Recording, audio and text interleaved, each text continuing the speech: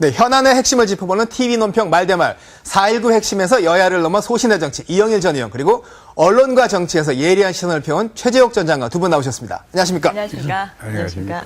네. 자, 첫 번째 말대말 보겠습니다. 자, 황교안 법무부 장관 오늘 했던 말이죠. 자, 통진당 핵심 세력 아로 활동은 북한의 대남 혁명 전략을 따른 것이다. 자, 통진당이 북한 사회주의를 따랐다라는 것에 대해서 자, 이정희 통합진보당 대표 유신망령 불러들여서 민주주의를 압살하고 정의를 난도질하고 있다. 자, 통진당은 지금 정당 해산 심판 청구가 되는 이 순간에도 끝까지 민주주의 얘기를 하고 정치 보복을 얘기를 하고 있는데 어떻게 보시나요? 우리 정부가 통진당의 해산을 헌재에 청구할 때까지는 상당히 고뇌가 많았을 겁니다. 그러나 대한정당으로서 매년 27억씩 지원해가면서 보호해야 할 가치가 있는 정당은 아니다. 아마 그런 결론 때문에 이번에 헌재에다가 제소를 한 것 같습니다. 그런데 지금 그 사람들이 말하는 민주주의라는 것은 어떻게 하면 대한민국의 자유민주주의 체제를 이용해서 종북 활동을 할 수 있는 자유, 북한의 적화 통일을 어떻게 하면 지원할 수 있는가 하는 그 자유를 확보하자는 민주주의지 우리가 원하는 자유민주주의 기본 질서를 지키자는 민주주의가 아닙니다. 과거 독일 같은 나라에서도 독일 공산당이 네. 청소년들을 선동해가지고 나토 가입을 반대하니까 헌법재판에 제소해서 그 정당을 해산시켰습니다. 그리고 0.5%의 지지를 받았기 때문에 가지고 있던 의석 16석도 네. 해산과 함께 사라졌습니다. 그렇기 때문에 이거 우리나라에만 특이한 게 아니고 우리가 국비를 내서 국민들의 세금으로 지원까지 해가면서 보호해야 할 가치가 없는 정당이다. 이것은 대한민국의 자유민주 기본 질서를 파괴하는 세력이다 하는 것으로 입증했기 때문에 네. 이번에 아마 해산을 청구했을 겁니다. 근데 위헌성이라는 게 뭐 특히 행동하고 강령을 보는데 그렇죠. 통진당 강령을 보시면은 자, 뭐 복잡합니다만 뭐 휴전협정을 평화협정으로 주한미군 철수 뭐 공동성명 쭉 나오는데 네. 한마디로 말해서 북한이 주장하는 거랑 똑같아요. 근데 법무부도 지금 이게 바로 뭐 북한이 얘기하는 고려연방제랑 뭐 똑같다 얘기로 결론을 내렸는데 자, 해산 판결하는데 핵심 포인트가 있을 거거든요. 뭘까요? 우선 우리의 안보 현실 또 6.25 전쟁이 일어난 이유 이런 걸 볼 때 우리나라의 안보 현실은 그 한미 안보 동맹 그리고 주한미군 존재 이게 아주 필요합니다. 근데 그거 제일 중요한 그거부터 없애라고 되어 있습니다. 네. 강령이 그거 하나만 봐도 그 강령은 용인될 수 없는 것이고 또 일하는 사람이 주인이 되는 뭐 이런 자주적 민주정부를 구성하다. 네. 결국 이것은 뭐냐 하면 종북 정권을 만들자는 얘기입니다. 1단계로 종북 정권 만들고 그 다음에는 2단계로 북한제와 연방제로 통일한다 하는 것이니까 이거는 그 북한의 적화 통일 전략과 완전히 인백상통하는 겁니다. 그리고 또 하나 이 강령 34조에 보면은 네. 민중 주권 보장을 위해 선거법을 개정해야 된다 이렇게 나옵니다. 이것은 무슨 얘기냐 하면 예. 선거법을 개정한다. 왜냐하면 1인 1표라든가 여기 변경을 가하자는 것입니다. 가령 또 뭐 비밀 투표에 관해서 네. 이래 되면 어떻게 되겠습니까? 우리가 그 공산주의 정권이 평양에서 태동될 때 그때 보통 평등 직접 비밀 이게 다 무너졌지 않습니까? 그게 무너지면 그게 뭡니까? 곧 공산주의 정부로 가자는 것입니다. 그렇군요. 그러니까 이게 절대 용인할 수 네. 없는 것이죠. 지금 통진당의 강령을 또 하나만 좀 더 보시면요. 자, 일하는 사람이 주인된 세상을 꿈꾸며 노동자와 시민이 함께하는 경제, 민중이 사회생활 전반의 진정한 주인이 되는 사회. 아니, 그런데 여기서 이제 민주주의, 이게 이제 대한민국 헌법상의 국민 주권주의에 위배된다고 법무부는 판단을 했는데, 근데 민주, 이 얼핏 보기에는 다 맞는 말인 것 같단 말이에요.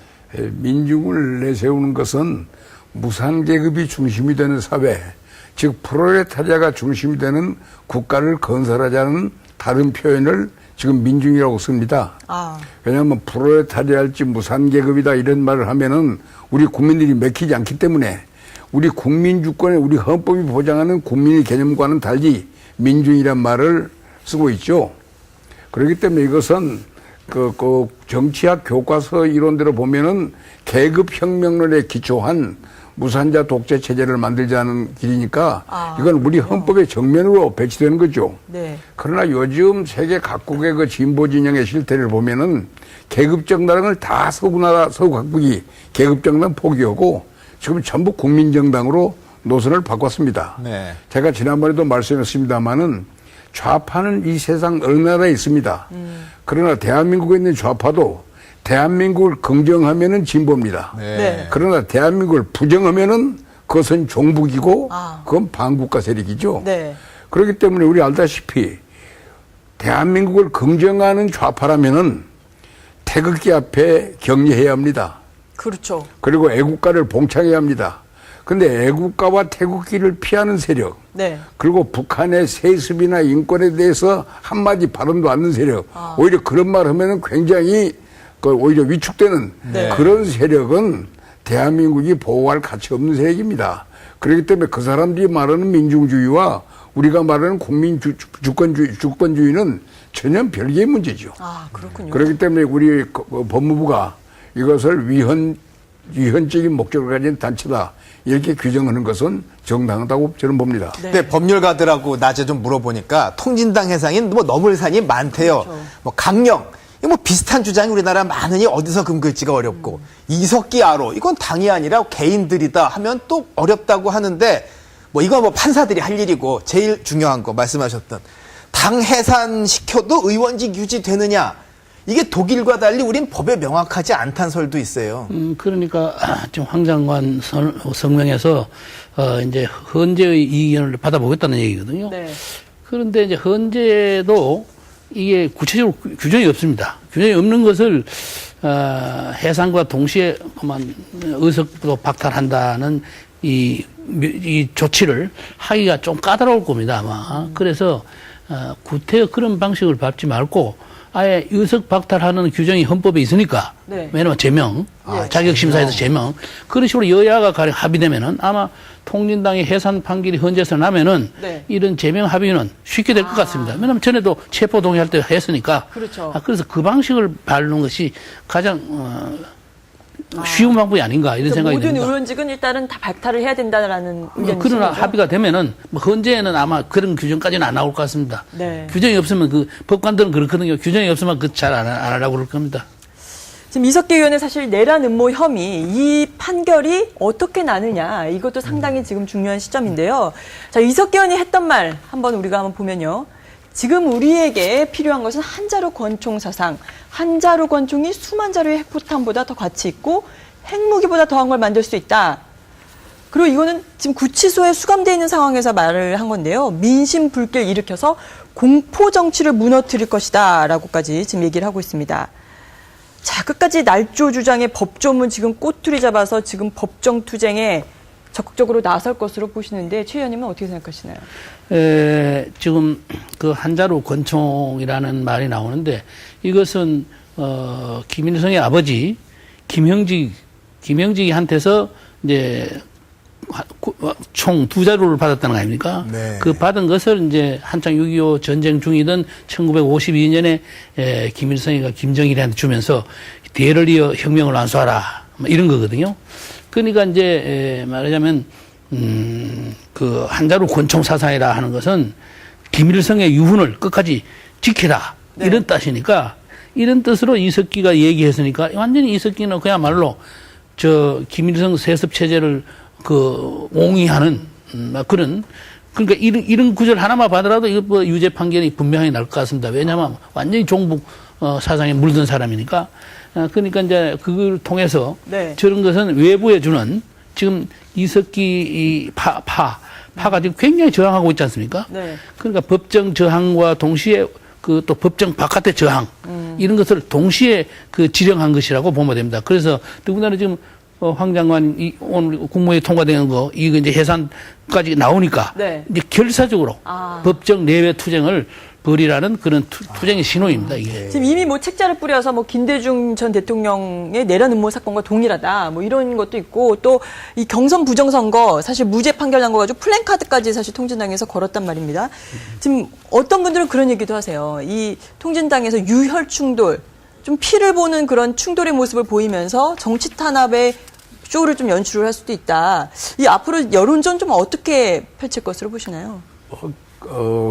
통진당이 어떠한 선택을 할지는 모릅니다만은 현재 통진당이 가지고 있는 힘 가지고 유혈 폭동까지 몰고 나갈 수 있는 대중의 지지 창조는 불가능할 겁니다. 지금 결국은 이제 박근혜 대통령 정부의 탄생을 유신 잔당으로 몰아가면서 국민을 억압하고 탄압한다. 네. 그게 가장 중요한 선전선동 개념이고 또 일부 국민들 가운데는 그런 선동에 또 동조할 사람이 있을지 몰라요. 그러나 벌써 국민의 절대 다수의 지지를 받아가지고 탄생된 민주주의 정부를 유신 정부와 혼동할 국민은 없습니다. 유신 체제와. 네. 이건 국민이 선택한 체제 아닙니까?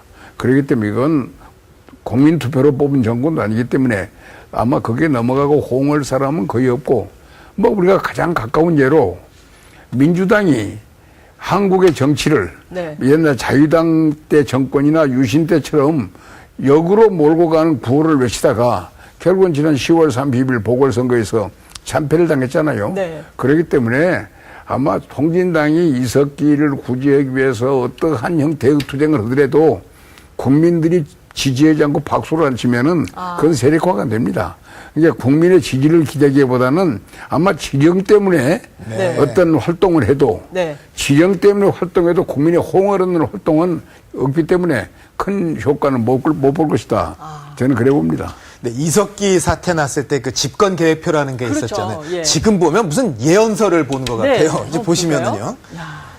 원내 교두보를 총선에서 확보해가지고 그렇죠. 계속 이제 총선에서 제1진보야당이 된 다음에 2017년엔 진보 집권 시대에 서막을 올리자. 한마디로 야권을 숙주로 국회 가서 정권 잡자는 얘기인데 사실 이번에 왜 드러난 아로 조직이 극히 일부잖아요. 네. 그렇게 얘기를 하는데 그러면 이게 이번에 해산해도 따로 해쳐모여 하고 이번엔 강령도 아주 더 모호하게 해버리면은 그때는 뭐 어떻게 해야 되나요? 예.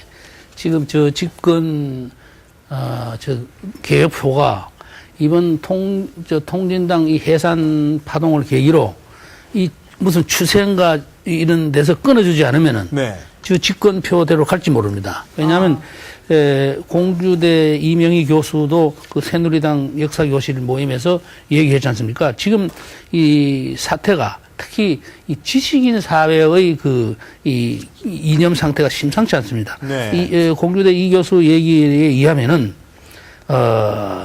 지금 분야별로 말이죠. 출판계의 90%, 예술계의 80%, 교육 언론계의 70%, 또 학계의 60%, 연예계의 70%를 좌파가 장악하고 있다. 이렇게 하고 있습니다. 그래서 여기서 이게 점점 자꾸 늘어나면은 네. 어떻게 될지 모릅니다. 그래서 그 좌파의 헤게모니인 요 분들이 그리고 갖고 그것도 뭐 장래 목표가 네. 우선 단기적으로는 국정원 해체. 네. 그리고 장기적으로는 좌파 야당 이 대연대 구축 네. 이게 나옵니다. 그러니까 이게 반드시 그 이석기 개혁표하고 맞아 들어가는 겁니다. 그래서 여기서 끊어줘야 되는데 이 통진당 이 재판 네. 헌재 제소 이것이 중대한 계기가 되어야 됩니다. 그래서 여기서 그치는 것이 아니라 제가 얘기했듯이 각계의 만년된 좌파 사상 이것을 어떻게 말하자면 이걸 시정해느냐 이 추세를 이 문제입니다. 지금 가령 역사 국사 교과서만 하더라도 8종류에서 한 종만 그래요. 건전하고 나머지 7종이 그러면 앞으로 자라나는 어린 세대들도 그걸 보고 배운다면은 이 프로가 어떻게 되겠느냐. 이 프로를 어떻게 꼭 숙지하게 해줘야 되는데. 네. 예. 지금 이석기 의원의 뭐 국회 진출 그리고 통진당 결성 과정을 보면 자 왕재산 사건 당시에 드러난 북한 대남 공작 기구 259개 지령대로 그대로 됐다는 지금 얘기가 있는데요. 259개 지령을 한번 보시면요. 민노당 중심으로 진보 세력을 결집을 하고 자 민주당으로부터 국회의석을 양보받아서 야권 연대 방안을 연구를 해라. 이 얘기를 들으면 지금 오늘도 법무부에서 했던 얘기가 자 통합진보당이 중요한 사안이 있을 때마다 민노당 때부터 북한의 지령을 받아왔다라고 지금 법무부가 밝혔습니다. 자, 아니 지금 진짜 대한민국에서 이 땅에서 어떻게 북한의 지령을 어떤 식으로 받아서 움직였다는 것일까요? 아마 지금 우리가 지난번에 왕재산 간첩 사건을 봤잖아요. 이 왕재산 간첩 사건이 2259 지령에 의해서 만들어졌습니다. 그 왕재산 간첩 사단이 만든 정치적인 열매가 민혁당이었고 그 민혁당의 다시금 형태를 달리한 진화된 모습이 오늘날 통합진보당입니다. 그렇기 때문에 저도 북한 공부 좀 했습니다만은 그 강령이나 모든 맥락이 북한의 지령과 내용이 일치됩니다. 네. 그리고 한 가지 흥미로운 것은 네. 한국 사회에 침투해서 한국 국민의 지지를 받으려면은 달리 표현할 단어들이 많이 있어요. 그런데 절대 그러한 단어들을 사용하지 않습니다. 아, 그러네요. 지령된 내용만 씁니다. 그리고 우리 적당히 우리 보면은 가끔 세습도 좀 비판해보고 네. 인권 문제도 한 번씩 건들면은 국민들이 덜 의심할 텐데 예. 그건 원칙 문제이기 때문에 절대 그 말을 안 씁니다. 왜냐하면 지령에 따르는 정당의 특징은 북한이 싫어하는 단어는 절대 안 씁니다. 아, 그렇군요. 그렇기 때문에 그분들의 지금까지 걸어온 그 모든 행태를 보면은 그건 지령 그대로입니다. 이제 어떤 방식으로 지령을 받았느냐 그것은 제가 수사기관이 아니니까 모르지만은 현재 나타나는 행동 네. 그 비해비의 패턴에서 보면은 지령받지 않고는 지령받은 정당이 아니면 안 될 네. 그런 행태를 지금까지 보여왔다 이겁니다. 그러면 말씀 듣고 보면 뭐 해방 직후에 무슨 뭐 국회 프락지 사건이니 뭐 정판사 위패 사건 뭐 간첩이 대통령 될 뻔했던 월남 이게 다 비슷한데 만약 이게 정말 맞다면 그리고 맞다면 해산이 돼도 뿌리가 있고 지령이 있으니 언제든 반복될 거 아니에요. 지금 그러한 지금 어떤 그 일부 그 진보를 자청하는 사람들 가운데는 그 이석기 사건이 네. 하나의 공상적인 모의소설 같다 그런 평들을 합니다만은 절대로 저 사람들은 해산이 된다고도 그냥 포기하지 않습니다. 왜냐하면 지령이기 때문에. 예? 그렇게 결과적으로 어떤 사태가 벌어졌는가. 이석기라는 사람을 민혁당 사건으로 유죄 엄도를 받고 감옥에 있는 사람을 풀어주고 네. 사면 복권해주고 다시금 국회에 진출할 길까지 열어줬어도 정부의 관용 조치에 대해서 고마워하기는커녕 오히려 형태를 달리해서 통합민주당 만들어가지고 네. 내라는모로 가는 우리가 그 모습에서 과연 저러한 정당을 우리 국민들이 보호하고 지켜줘야 할 정당이냐 과연 우리 민주사회의 새로운 대안을 내시할 수 있는 그런 정당으로 봐줄 수 있을 것이냐 네. 이건 정말 걱정입니다. 그렇기 때문에 이것은 이건 수용하기보다는 지금 헌법적으로 차단을 해가지고 네. 저러한 정당이 저런 정치세당이 합법적인 투쟁 공간을 갖지 못하도록 차단하는 선택 이것이 국가를 지키는 길이다. 아마 그런 생각을 우리 국민들 전체가 아마 구체해야 할 겁니다. 이번 기회에 완전히 뿌리를 뽑아야 된다라는 말씀이신데 사실 이 통진당의 해산 청구가 실제로 이루어지면 이석기 의원이 국회에 진출할 수 있었던 계기, 특별사면 조금 전에 말씀하셨던 특별사면과 복권 그리고 민주당과의 또 야권연대 통해서 사실 국회에 또 진출하지 않았습니까? 사실 민주당 내에서 책임질 분들이 상당히 많을 것 같은데요. 상당히 많죠. 우선 야권 연대만 하더라도 그때의 한명숙 당시 민주당 대표가 있고요. 또 이석기 특사 때는 강금실 법무장관, 그리고 특별사면 복권 때 천정배 법무장관, 그리고 이 모든 일의 청와대 민정수석의 이제 문재인 의원 이런 사람들이 말하자면 정치적 책임이 있는데 이분들이 저 면면을 봐서 과연 정치적 책임의식을 느끼는지 느낄 사람 같지도 않고 해서 걱정입니다. 사실 책임을 느낀다면은 네. 한국 정치가 잘 되는데 한번 보세요. 뭐 느낄 사람이 있습니까? 그게 걱정입니다. 근데 이제 또 그러면 이석기 사면복권, 야권연대 이게 이제 그 과정이면 외압이 있었다, 비호가 있었다 이걸 밝힐 수만 있다면 그렇죠. 그 체제를 흔드는 어떤 더 큰 뿌리를 찾을 수도 있다곤 해요. 그러나 현실적으로는 이게 정치 탄압의 기가 될 것인데 이미 야권연대라는 게 힘을 발휘하고 있는 거 아니에요, 사실은. 가장 큰 통합진보당 소위 우리 종북 세력의 가장 큰 보호막은 야권연대였습니다. 그리고 도의 민주당 내 친노 세력이 어떤 면에서는 상당히 강력한 후원 세력이었어요. 그렇기 때문에 이제 이석기의 석방 사면 복권 과정 보면은 우선 강금실 법무장관이나 뭐 전 장관이나 그분들이 명단을 작성하고 네. 그걸 민정수석 비서관실로 올리면은 거기서 선별 정리해서 대통령의 최종 재가를 받습니다. 그렇기 때문에 그러한 모든 행위는 네. 결국은 노무현 대통령이 최종적으로 책임을 지는 겁니다.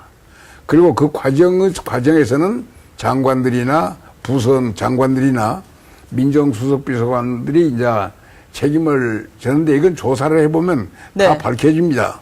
그러나 지금 현재 가장 아쉽고 우리가 좀 따져보고 싶은 분이 계시는데 네. 그분은 고인입니다. 그렇죠. 그러니까 네. 대통령이 돌아가셨기 때문에 어느 선에서는 더 이상 확산시킬 수 없는 한계가 있습니다. 네. 그렇기 때문에 통합진보당의 해산을 계기로 해서 그에 동조하는 세력들을 차단하는, 그래서 우리나라에서 북한이 획책하는 네. 소위 인민혁명을 통한 대한민국의 종북정권화, 이걸 방지하는 것이 우선적인 과제고 네. 그런 토양을 배제하겠다는 그런 의지의 표현이 이번에 헌법재판소 제소 아니겠어요? 아, 네. 근데 그 책임의 좀 당사자이기도 한 그 민주당은 지금 오늘 논평을 한번 보면요. 자, 김관영 수석 대변인 논평을 보면 모든 정당의 목적과 활동은 보호돼야 하고 극단적인 이념 투쟁을 수용을 하고 녹여내서 선거를 통해 심판해낼 수 있어야 된다. 그리고 오늘 아침에 그 국무회의 이의 상정, 처리 과정이 지나치게 조급하게 처리됐다. 민주당 뒤늦게 뭐 이석기법을 추진한다고 하면서 선을 긋는 듯 싶은데 지금의 이 논평을 보면요. 이 국무회의 상정 자체 시기가 좀 이상하다. 이 이석기 사태, 지금 이 통진당 해산 청구 관련해서도 이 발언이 좀 애매한데요. 나는 민주당의 이번 성명 이 정도만 해도 좀 다행이라고 생각합니다. 내가 민주당을 너무 잘못 보고 있어 그런지 모르지만은 통합진보당하고 똑같은 성명이 나오면 어떻게 될까 사실 걱정했어요. 이 정도만 하는 다음에 다만 이제 시기적으로 좀 조급하지 않느냐 이런 얘기를 하는데 네. 그거는 이제 민주당의 생각이지만은 아까 제가 얘기했지 않습니까? 이번 이 사태를 계기로 이 사회가 자꾸 좌경화되어 가는 걸 막아야 되는데 그것도 대통령 임기가 벌써 지금 10개월이 다 돼 가는 거 아닙니까? 11개월이 다 돼 가는 거 아닙니까? 그러니까 남은 임기는 얼마 안 남았고 뭐 지금부터라도 시작해야 이거 어떻게 임기 내에 뭐 좀 질서를 잡지.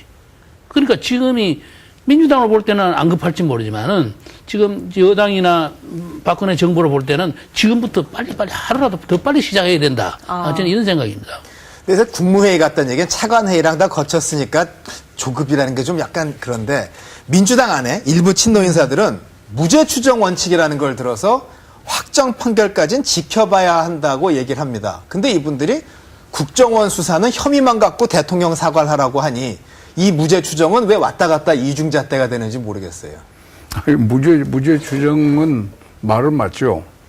그런데 우리가 한 가지 절차도 중요하고 과정도 중요합니다만은 이 이석기 의원의 내란 음모 사건과 통합진보당의 해산은 별개의 문제입니다. 그리고 이 통진당 문제는 벌써 여론에서 굉장히 오래전부터 국민들이 통합진보당에 출연, 저런 정당에 우리가 매년 국민의 세금 27억씩을 내가면서 지원해야 할 것이냐, 이 문제에 대한 국민적인 불만이 굉장히 많은데 정부가 너무 좌고 우려를 많이 하다가 너무 끌어왔죠.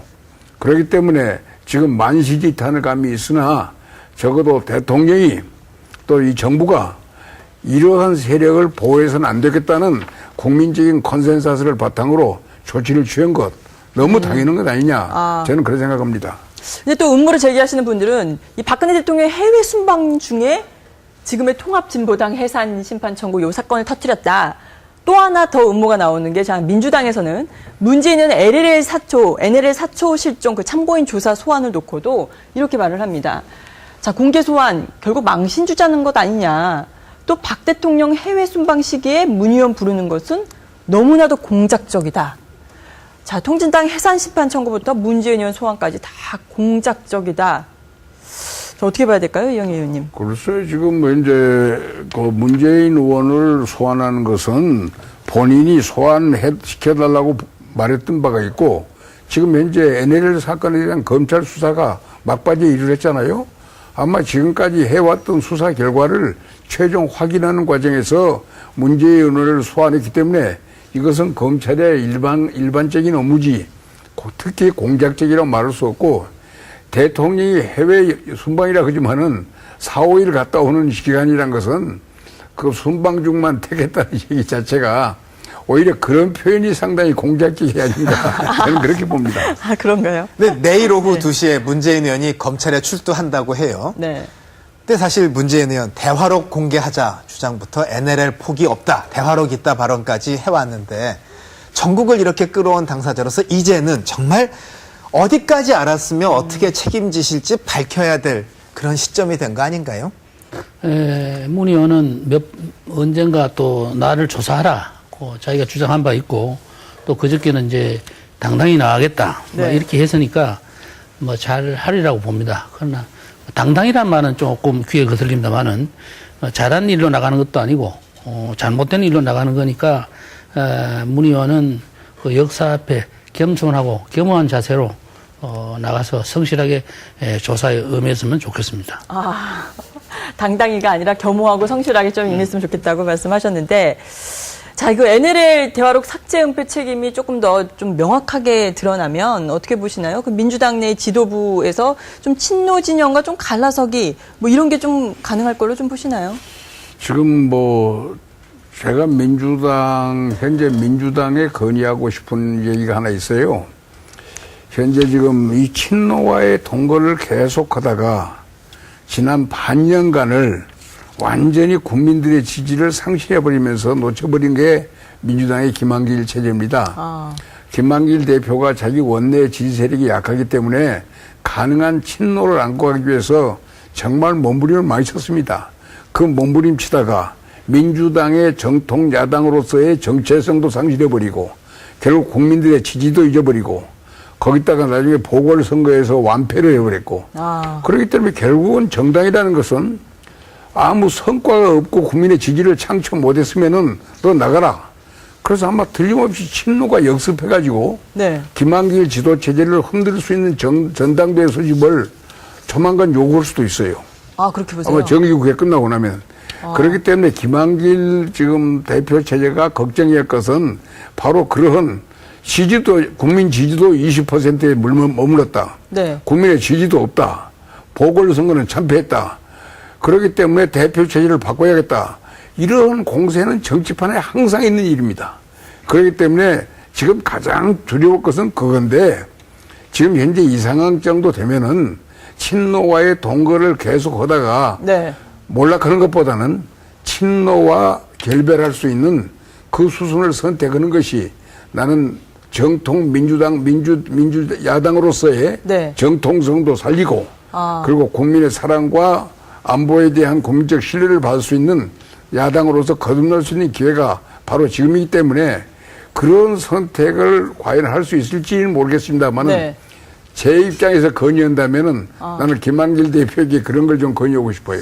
지금 민주당 지도부 친노 진영의 대선 비망록 공개 때문에도 사실 곤욕스러운 입장인데요. 자, 그 관련해서 지금 내용을 보시면 문재인 의원 측 미래 대통령 자리 당권을 안철수 의원이 당시에 요구했었다. 안철수 의원 측은 대선 패배 책임 돌리는 건 이제 지겹다.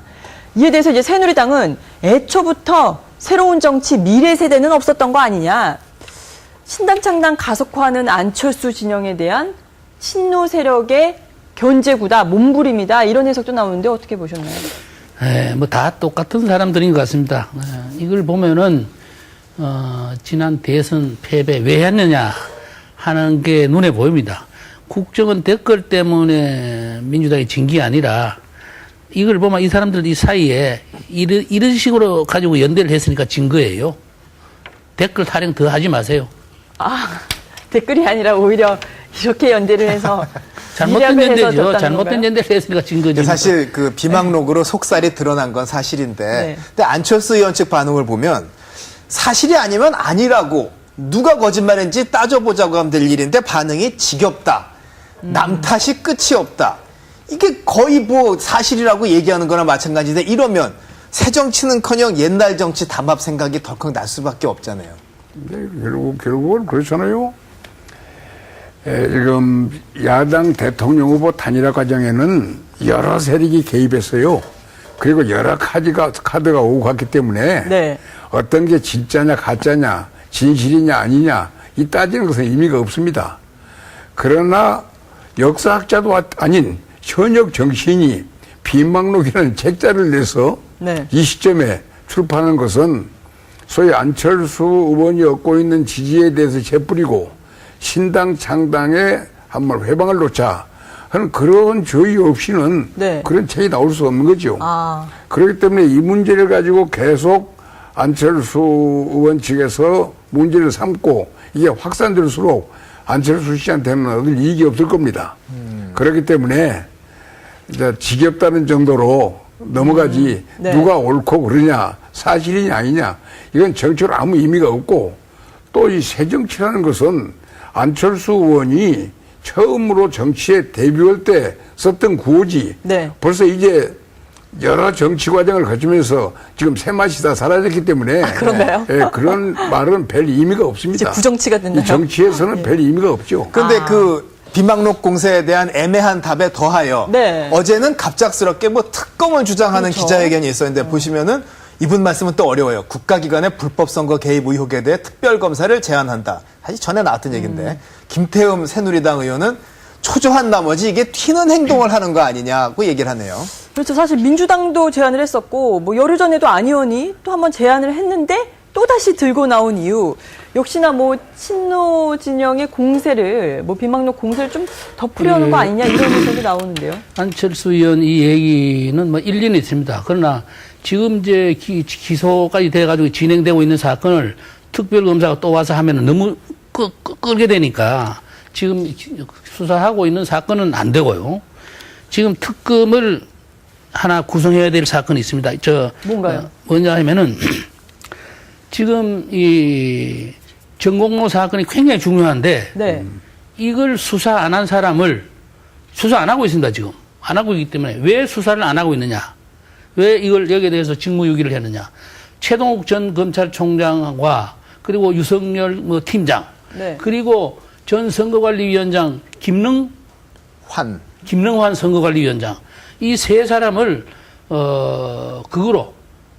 직무유기로 수사를 해야 됩니다. 그런데 현 검찰 가지고는 지금도 안 하고 있을 뿐만 아니라 할 의지가 없는 것 같아요. 그러니까 특별검사를 이 안 의원이 마침 제안하니까 안 의원한테 안 의원이 조금 의견을 바꿔가지고 제가 말하는 네. 이 건을 가지고 특검을 해라.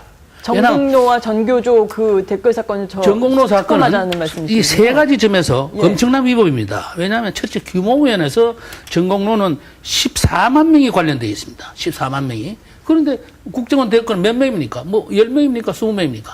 그리고 20이 있나? 두 번째로 지금 조직적으로 했느냐 안 했느냐입니다. 네. 지금 뭐 원세훈 전 국정원장이나 또 지금 남재준 현 위원장이 조직적으로 안 했다고 합니다. 그리고 기소된 사람들도 나는 상부 지시 받은 일 없다. 이런데 이 국가공무원 노조는 자기들끼리 회합을 가지고 문재인 후보 초청해서 자기들 뭐 게시판에 압도적으로 당선시켜주자, 몰표를 주자 이렇게 하고 있습니다. 그 조직적으로 한 거 아닙니까? 그 다음에 세 번째로 딱 걸린 게 있습니다. 뭔가요? 공무원법 85조에는 이렇게 네. 되어 있습니다. 공무원은 그 직위를 이용해서 선거운동을 할 수 없다. 딱 나옵니다. 딱 나오는데 국정원이 댓글을 할 때 나는 국정원 직원입니다. 하고 댓글 올립니까? 그저 댓글로 누군지 모르게 나와 있습니다. 직위를 이용 안 했습니다. 그런데 이 공무원 노조 게시판은 우리는 공무원이다. 아, 예. 그러네요. 그러니까 우리는 공무원이다. 문재인 후보를 찍어주자. 네. 이런 뭐 대자로 붙여놨습니다. 플래카드까지 붙여놨습니다. 예. 직무를 이용한 겁니다. 그러네. 그러니까 명백하게 보이는 불법인데 이것을 최동욱 총장 네. 법 잘하니까 훤하게 보이는 거죠. 그리고 윤석열 부처럼 또 특별 진짜죠.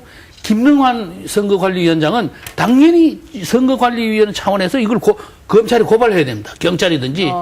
고발을 다른 데 많이 했습니다. 국회의원 선거 때도 고발 많이 했습니다. 그런데 자기는 법률 잘 아는 대법관 겸직까지 하는 사람이 선거위원장으로서 한마디도 안 하고 안 했어요. 아니 근데 민주당에서는 국가정보기관이 개입한 댓글 사건과 이 전공로, 전교조가 개입한 것은 좀 다르게 봐야 된다. 오히려 물타기다라고 지금 말을 하고 있지 않습니까? 그러니까 다르게 봐야죠. 어떻게 다르게 봐야 되나? 예. 더 엄중한 범죄 사건입니다. 엄중하게. 저 말은 잘했어요. 민주당이 다르게 봐야 된다. 말은 잘했는데 제가 보는 이런 식으로 봐야 그게 정식 법조인입니다. 아, 역시 예리하고 독특한 시선이신데. 그러니까 자, 뭐 그러면 그 김능환 선거관리위원장은 뭐 그동안에 뭡니까 채소 가게. 편의점 한다. 네, 네. 뭐 이렇게 샀더니 이제는 또 한명숙 씨 뭐 변호해 준다고 뭐 네. 아, 그런 사람은 난 뭐 한명숙이 변호한다고 처벌하라 하는 게 아닙니다. 예. 직무유기에 대해서 처벌하라 이거예요.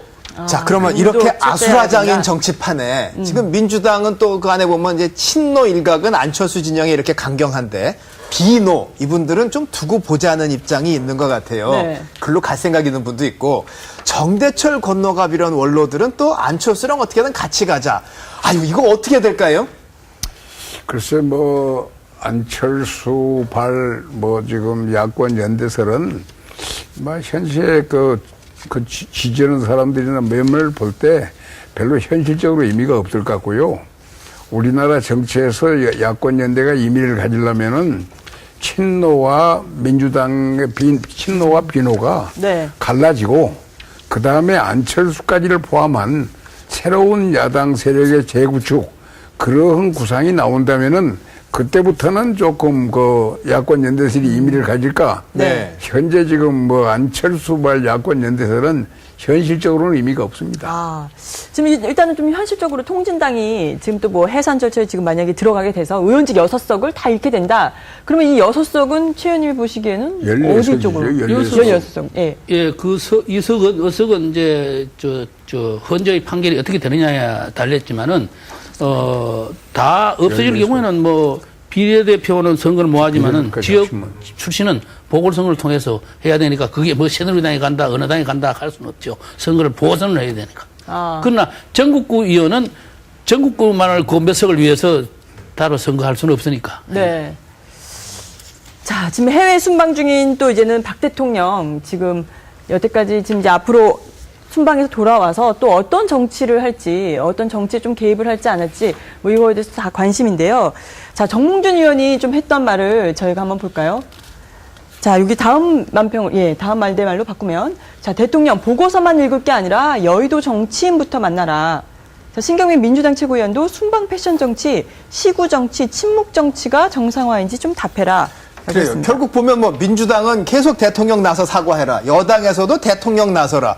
대통령이 그러면 어떻게 정치에 나서야 할지, 나선다면 언제 어떻게 나서야 할지 마지막 말씀을 좀 주세요. 나는 개인적으로 박근혜 대통령이 모든 국정의 중심에 서서 나서야 한다는 주장에는 반대입니다. 왜냐하면 대통령제 국가건 내각 책임제 국가건 정치의 중심은 국회입니다. 그러면은 국회의장이 여야 원내 총무와 의원들과 만나서 협의해가지고 법을 만들고 결의안을 통과시켜서 대통령에게 그걸 실행하도록 강요하는 입장이 되는 게 정치입니다. 그런데 우리나라에서는 지금 참 이런 말하면 나하고 가까운 우리 강창희 의장에게 신뢰가 될지 몰라도 지금 오랫동안 국회의장은 유신체제하의 국회의장, 정치적 권위주의 시대의 국회의장의 역할을 그대로 하고 있어요. 그게 의전, 의전적인 업무, 해외 순방, 그 다음에 사회 보는 것, 그거 외에는 정치 기능이 없는데 지금 제일 중요한 거 그렇기 때문에 사사건건 대통령과 만나자, 대통령과 담판하자, 그것은 옳은 민주정치가 아닙니다. 국회가 중심이 되는 민주정치를 복원을 해야 합니다. 그러기 위해서는 국회의장의 정치적 기능이 강화되고 그런 방향으로 정치가 되는 것이 요즘 말하는 비정상의 정상화지. 대통령에게 사사건건 야당이건 여당이건 대통령 어찌하오리까? 그것은 유신체제를 스스로 만드는 짓이죠. 아, 그런 건가요? 그렇기 때문에 예. 국회의장이 정치의 중심에 서서 여야를 통합시키고 네. 거기서 만들어진 결정을 대통령이 따르도록 리드해가는 그런 정치가 지금 필요하지 않을 것인가. 저는 그런 생각을 전에도 말했습니다는 지금도 확고한 신념입니다. 통진당 해상 청구 결국은 모두가 한 번 더 생각해보는 이런 면은 있는 것 같네요. 대단히 고맙습니다. 네, 오늘 말씀 감사합니다. 감사합니다. 네.